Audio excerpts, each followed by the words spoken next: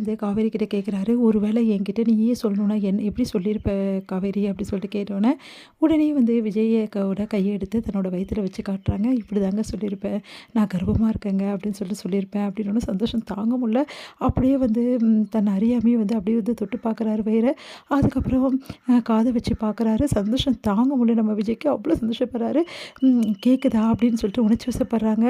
நம்ம காவேரி, "ரொம்ப கேட்குது காவேரி. என் குழந்தையோட அந்த விஷயம் வந்து எனக்கு கேட்குது. நான் உணர்றேன் காவேரி" அப்படின்னோனே, சந்தோஷம் தாங்கல. "இங்க வாங்க" அப்படி சொல்லிட்டு கூப்பிட்டு அப்படியே உச்சி முகர்றாங்க காவேரி. சந்தோஷம் தாங்கல. "இந்த உணர்வுகள எனக்கு எப்படி இருக்குமா காவேரி? ஆனா இந்த உணர்வு எனக்கு வந்துச்சு காவேரி. நான் சொன்னேன்ல உன்கிட்ட, நான் எனக்கு நீ ஒரு வேளை கர்ப்பமா இருக்கியோன்னு தோணுச்சு. எனக்கு அந்த டைம்ல ஒரு அப்பான்ற ஒரு விஷயத்த நான் உணர்ந்தேன்" அப்படி சொன்னேன் இல்லையா? ஆமாங்க. நீங்க சொல்லும்போது கூட என்னால சொல்ல முடியல. அப்பயாவது சொல்லியிருக்கலாம்ல காவேரி. சொல்லணும்னு நினைச்சேங்க. எனக்கு ரொம்ப கஷ்டமா இருந்தது. ஆனா சொல்ல முடியாமயே போயிடுச்சு. இப்போவாவது எனக்கு தெரிஞ்சது. அப்போ எனக்கு தெரிலனா, அதுக்கப்புறம் நீ சொல்லியிருக்கவே மாட்டல்ல. அது எப்படிங்க சொல்லாம இருப்பேன்? சொல்லுவேங்க. ஆனா அந்த வெண்ணிலாவோட விஷயம் முடிஞ்சோனே சொல்லலாம்னு நெனச்சேன். விடு காவேரி, வெண்ணிலாவோட விஷயத்துல இப்ப எனக்கு இதெல்லாம் பெரிய விஷயமே தெரியல. என்ன பிரச்சனையா இருந்தாலும் சரி, என் குழந்தைக்காகவும், உனக்காகவும் எல்லாத்தையும் எதிர்த்து நிப்பேன்டி நானு. எனக்கு தனி தைரியமே வந்துச்சுடி. என் புள்ள எனக்கு தனி தைரியத்த குடுத்துச்சுடி அப்படின்னோனே, நிஜமாவாடா? ஆமாடி, நிஜமா தான்டி" அப்படின்றாங்க. அப்படியே சந்தோஷம் தாங்க முடியல. அதுக்கப்புறம் வந்து அங்க இருக்கிறவங்கலாம் வந்துடுறாங்க.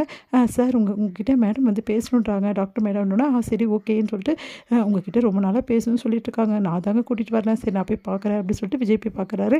இங்க பாருங்க, அவங்க கிட்ட நான் ஆல்ரெடியே சொல்லியிருந்தேன். உங்க வீட்டுக்காரர கூட்டின்னு வரணும். நெறைய சஜஷன்லாம் சொல்லணும்னு சொல்லிட்டு, "சொல்லுங்க மேடம். எனக்கு இவ்ளோ நாள் வரைக்கும் தெரியாது.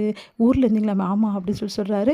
சரின்னு சொல்லிட்டு காவேரி பத்தி நெறைய விஷயங்கள் வந்து சொல்றாங்க. இந்த மாரி இப்படிலாம் பார்த்துக்கணும், இதெல்லாம் குடுக்கணும், செய்யணும் அப்படின்னு சொல்லிட்டு, வெளிய வர விஜய் வந்து காவேரி கிட்ட சொல்றாரு, "இங்க பாரு காவேரி, இதுக்கப்புறம் ஒரு நிமிஷம் கூட நீ என்னை விட்டு பிரிஞ்சு இருக்கக்கூடாது. நீ என் கூட தான் இருக்கணும். உன்னை எப்படிலாம் பார்த்துக்கணும் டாக்டர் சொல்லியிருக்காங்க" அப்படின்னோனே, "அது எப்படிங்க?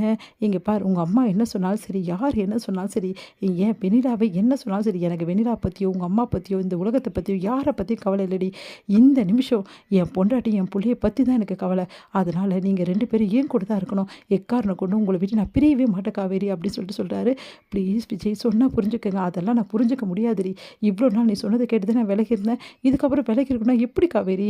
ப்ளீஸுங்க, இப்ப இருக்க சூழ்நிலைய பத்தி புரிஞ்சுக்கங்க. இப்ப வெண்ணிலா பிரச்சனை பண்ணிட்டு இருக்காங்க. உங்க வீட்ல தான் இருக்காங்க. நானும் அங்க வந்தா நல்லா இருக்குமா? நீ தாண்டி வரணும். நீ தாண்டி என் கூட இருக்கணும். இந்த டைம்ல உன்ன விட்டுட்டு நான் எப்படி இருப்பேன்? ப்ளீஸ் விஜய், சொன்னா கொஞ்சம் புரிஞ்சுக்கங்க. வெண்ணிலாவோட விஷயத்த நீங்க முடிச்சுட்டு வாங்க. கண்டிப்பா நம்ம 2 பேரும் நம்ம நம்ம வீட்டுக்கு போலாம். அதுக்கப்புறம் நீங்க, நானு, பாப்பா எல்லாரும் ஒண்ணா தானே இருக்க போறோம்.